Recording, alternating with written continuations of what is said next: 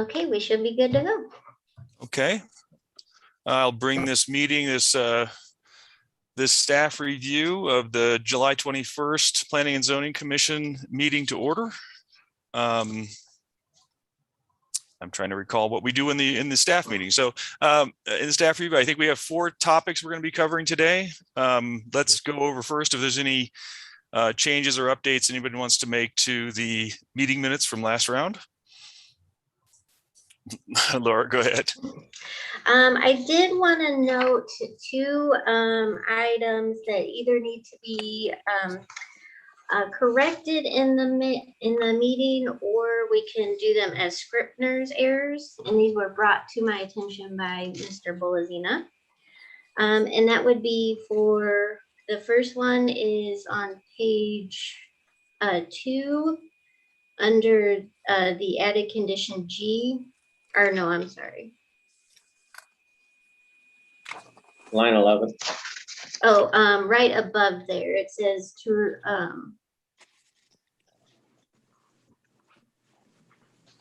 removing the kick gate, which I meant to say kick plate.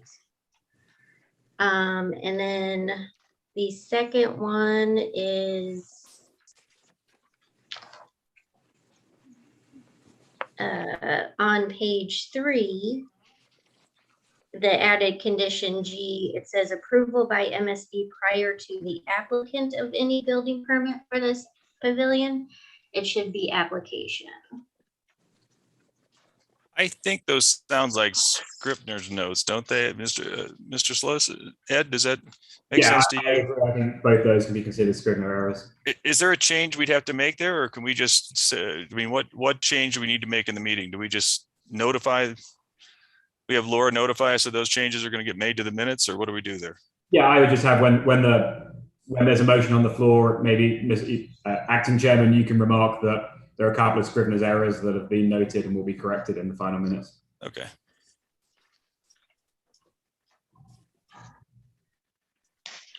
Okay. Spell check doesn't catch those things. Yeah. Okay. Any other changes people see in the minutes from last meeting? I think Mr. Malin-Smith's trying to get your attention. Mr. Malin-Smith, I'm sorry, go ahead.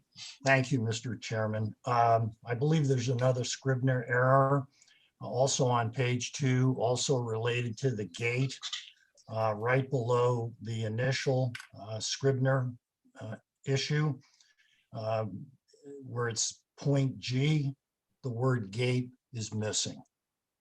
It says the will be designed. Oh. All right. I did add that in the electronic copy, if that counts. All right. Well, I didn't look at the electronic. Okay. I realize that. Yeah. So the electronic copy is corrected on that one, so we should be good on that, right? Right. Great. Okay. Second. Okay. Second point on page 3, the second paragraph underneath the numbers 2 through 6, then skip down. There's a paragraph that starts with Paul Boyer. Then the next paragraph starts with Mr. Boyer. Everybody there? Mm-hmm. Okay. The second line says, and no more than 100 feet from the nearest property line. I think it's supposed to be no less than 100 feet. Yes, you are correct. So I think that would be a substantive change. So Commissioner Malin-Smith, would you bring that up during the meeting and we can make that change officially? Good, thank Sound you. good? Okay. Anything else anyone have? All right, I see 4 items of business for this week's meeting or this month's meeting. A conditional use permit for a conditional use permit for a private stable. Do we have a presenter that will be here for this one? Yes, Mr. Chairman, the architect was Schraub project should be here as well. I believe the owner will as well, Okay. Gina Bremer, and either Drew or David Schaub. I'm not sure which will be in attendance. And Laura, you brought me to the attention that we had to add a fence. There's a fence in the front yard here that we have to look at. Is that, Ryan, do we need to have an additional change there? I noted today that the fence that's shown currently on the site plan is in the front setback, so it needs to be either shifted back behind the setback line, or they need to receive a variance.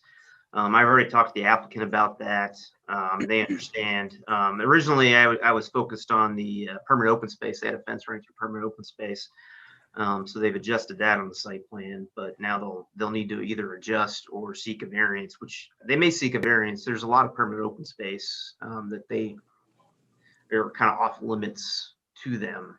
But as a condition, we definitely need to add condition I, that I don't have the exact wording. Oh, yes. You suggested it say all fencing shall meet requirements of City of Town and Country fence regulations or otherwise receive a variance from the Board of Adjustment. Right. So if someone So would we have one of the commissioners add that, or how would we do that? What's the best way to do that? that would be the preference, yes. If Okay. when you move to take a vote, yes.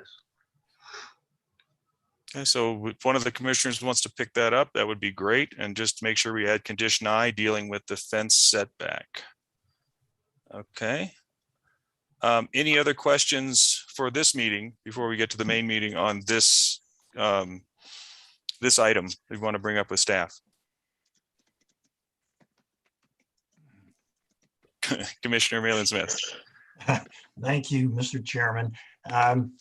I spent a fair amount of time studying this, and for the life of me, I can't reconcile the floor plan of the stable with the artist's drawings of the elevations. And maybe Dennis Bolazina, you could help me with this.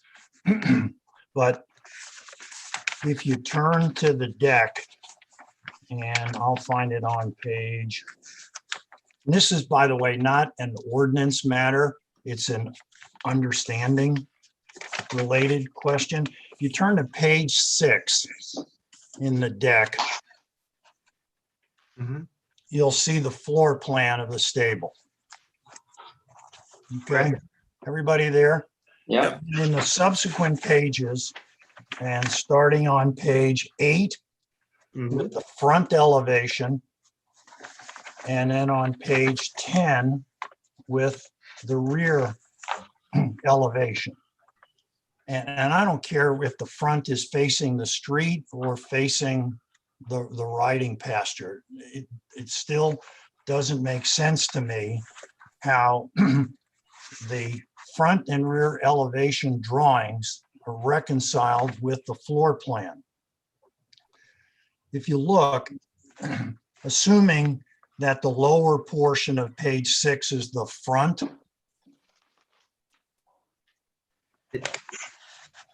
It matches. and look at page 8, how can you have a flush front floor plan with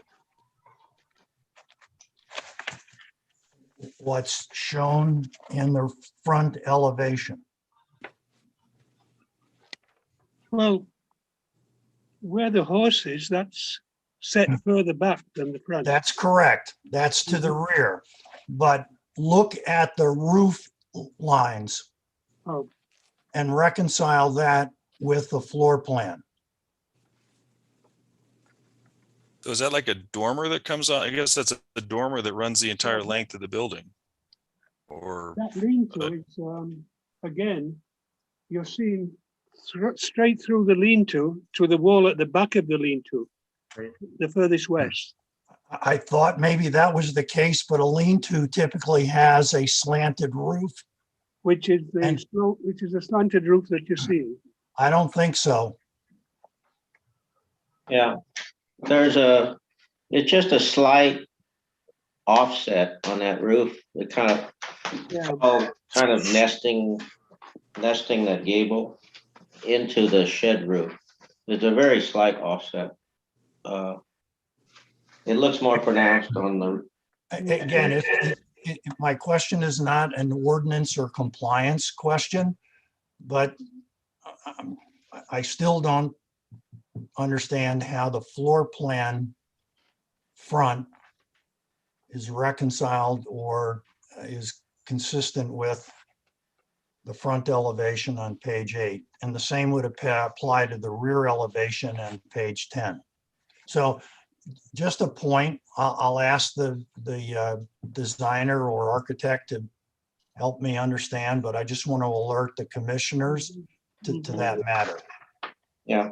I mean, I think it's properly represented on the elevations. I think the floor plan should indicate a little offset to the lean-to, which it's not apparent, but at least from the elevation, the intent seems to be that the lean-to roof will be slightly offset from the gable, giving it, kind of a nested appearance. So it's pretty subtle, but And I was looking at page 12, and it kind of gives you a different colored in view of the front elevation, which helped me understand, I think. yeah. yeah. I think if you look at page 7, which is the roof plan, it shows the slopes. So you have a slope of 812 and then a slope of 412 Yeah, on that side. yeah, there are slight offsets both front and rear. Yeah, again, I don't want to delay the staff meeting, so I'll get to it during the meeting, but I just Yep. wanted to alert people to my misunderstanding. So. Okay. Thanks, Mr. Chairman.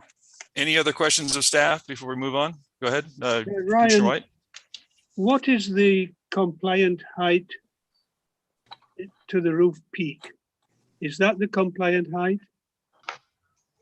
The compliant height, it's 23 feet, 6 inches to roof peak. And that is to the main peak of the roof, Correct. up to the top of the cupola or No, the the weatherman? cupola gets you to 30.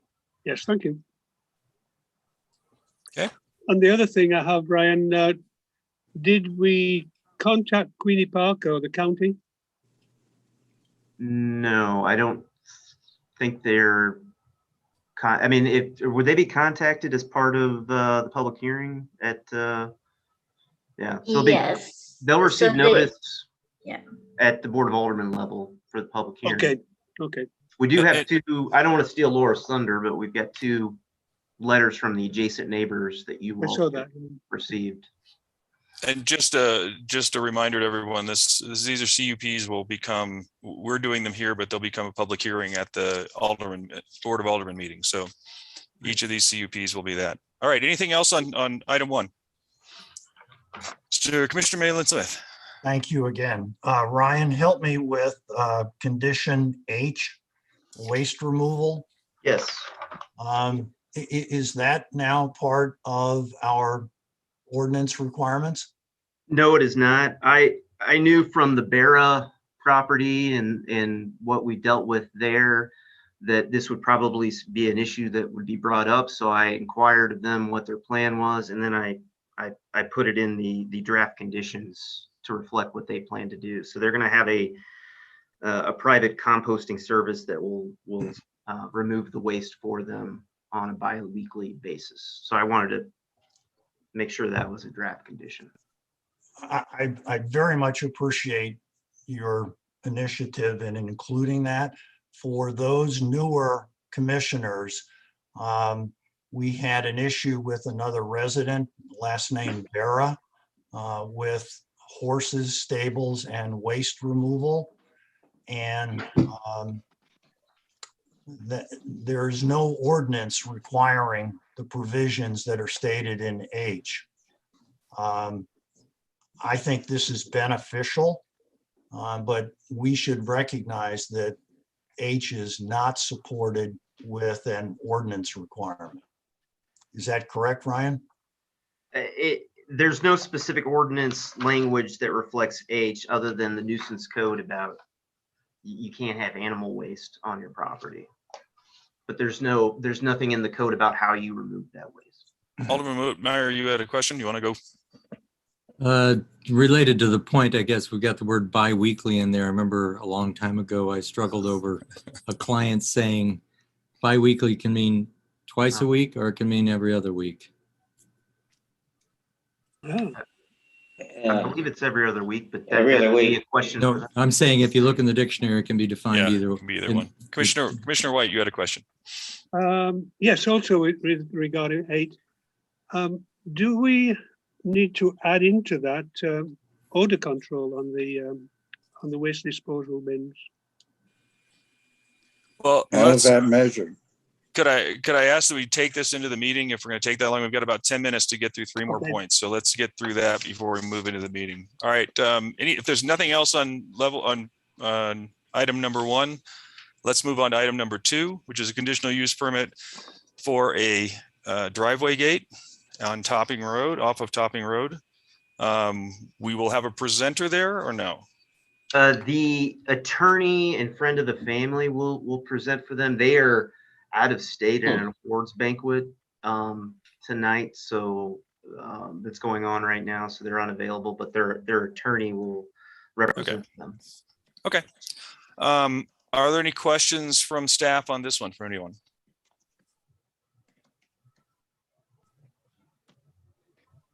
Commissioner Malin Smith. Yeah. Thanks. I would ask all of us to note that the application is for 2 gates, one on Topping and one on Post Oak Road. No, And Yeah. I'm going to question the need for the second gate, which is on Post Oak Road. That's a residential street. It does not meet the definition of a main street as per our ordinances, and it is a dead-end street with a limited number of residences. And I'm going to struggle with the justification for a gate on that side street. Question of staff on that. If we were to come down on that line, would we need to reject this or make a modification to this request depending on what we were willing to accept? I don't want to overstep Ed, but I would think you could just can put a condition on it and not reject it outright if you're comfortable with the Topping Road gate. Okay, and then I cut off 2 commissioners. I think Commissioner Bolazina, you had a question?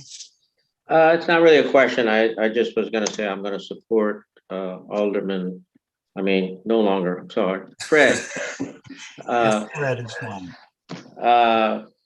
On that second gate concept. And Commissioner White, you had something as well? well, yes, that second gate, there is precedence on that street. There's another gate further down the street. Also connected with gates. In the plans, there's in the presentation, there's actually a hand gate as well on that street. Commissioner Malin Smith? Yeah, Commissioner White, you're correct. But from a historical or chronological standpoint, it was the other gate on Post Oak Road that precipitated the installation or creation of the ordinance prohibiting gates on side streets. Thank you. So it predates the ordinance. Okay. Are there any other questions to staff on number 2? We'll take the rest of it into the meeting if not to staff. So Yeah, I'm struggling with this. I'm wondering if we reject it, are we opening the city and ourselves for a safety issue? One of the reasons for putting this gate in is for safety of children inside. And if we leave that open, then anybody in the city, I think, can make an argument that a fence to protect children anywhere, any place would be, yeah. they can put a fence up if they wish. Okay. Okay. Thank you. Ed, what do you got? Sure, and I was just going to agree with Ryan that I think you can conditionally approve the conditional use permit upon, a finding if you think only one gate would be appropriate, if you feel one is satisfied but not the other. And I would say Ryan and I did talk about this ahead of time, because it is unusual with it having, access directly to both a major and a minor street, I guess for want of better words. In looking at the code, we determined that they were eligible to apply, but you still apply your usual standards in determining what you think is appropriate when you consider the application. Go ahead. And Ryan. real quickly, just so everyone's on the same page, a fence is allowed along topping that could go with the gate. A fence is not permitted along Post Oak without a variance. So if you approve a gate on Post Oak, they're not necessarily going to have a fence along Post Oak as well, because they would need to go to the Board of Adjustment. And they understand that. I've explained that to them, that it requires a variance because it's not a major street. Okay. Any other questions on item number 2? All right, moving on to item number 3, which is a permit for a gate along Clayton Road. Will there be a presenter here? I believe the owner, John Schneider, will be with us this evening. Okay, good. Any questions to staff on this one? Well, with both this and the other gate, have the West County EMS and the fire department looked into these gates and their requirements for having no gates, of course? They meet all the requirements that we've established as a city, and our fire marshal has reviewed them. They have to be, have to have Knox boxes. They have to be lit. The minimum is 25 feet. In the case of this Clayton property, it's 25 feet to the property line, but it's probably another 20 plus feet to Clayton itself. So there's 45, Oh, I 50, see. Okay. there's So, 45, 50 feet with this particular Okay. set of gates. yeah, because that was one of my concerns on the Clayton one, people just pulling in and then I back. mean, it could fit a fire engine at that Yeah. point. Okay. Any other questions on item 3? All right, moving on to item number 4. This is for Dr. Amy Roberts, practice to be started in Lamp and Lantern, and a conditional use permit to allow a medical office or clinic with direct outside access. Any questions to staff on this? Commissioner Bolazina. Is this before us because it doesn't fit the zoning as a retail use? Is it? In the commercial zoning district, an office that has direct outside access, such as this would, is a conditional use. It's a permitted use if it's in an office building that's more than 2 stories and you go into a lobby. I believe the thinking with the city, whenever these uses were separated as such, was to limit the number of medical offices that would theoretically take up lease spaces in our commercial retail centers. At least that's the logic that I'm wrapping my head around. Okay.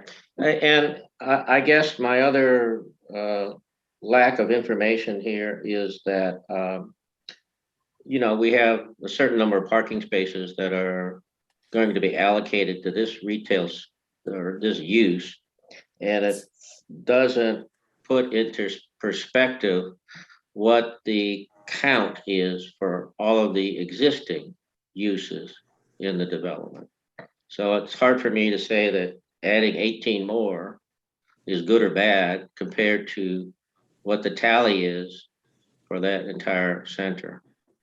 Well, it's 18, yeah, the 18 more spaces required by code, but Lamp and Lantern's a non-conforming center. There's, in terms of when it was brought into the city, uses come and go in terms of occupancies and vacancies and time of day. There's 667 spaces there that are available to any use within that center. I don't believe parking is going to be an issue with a boutique practice, a medical practice at that, where there's it's appointment driven, and not medical clinic where you have people coming at all hours for emergencies and such. I would agree. And you made a good point that it is a non-conforming use because it existed before we grabbed hold of that area. Correct. So, so to that extent, we kind of have a weaker position. But I think in general, if we're looking at shopping centers that do need to conform to a master plan or our own code, it would be good to know what the total tally is, for the uses as we see them when a new applicant comes through. Just a suggestion. Understood. Any other questions on this one? All right, question to staff. Do we need to do findings on these, or are these, we not need to do findings tonight? Okay. Knew you'd be running the meeting, so we're keeping it simple. Keeping it simple. I like that. Thank you very much. All right, it is 6:57. Let's adjourn this meeting and start up in 3 minutes in the main meeting. Take Thank care, you. everybody.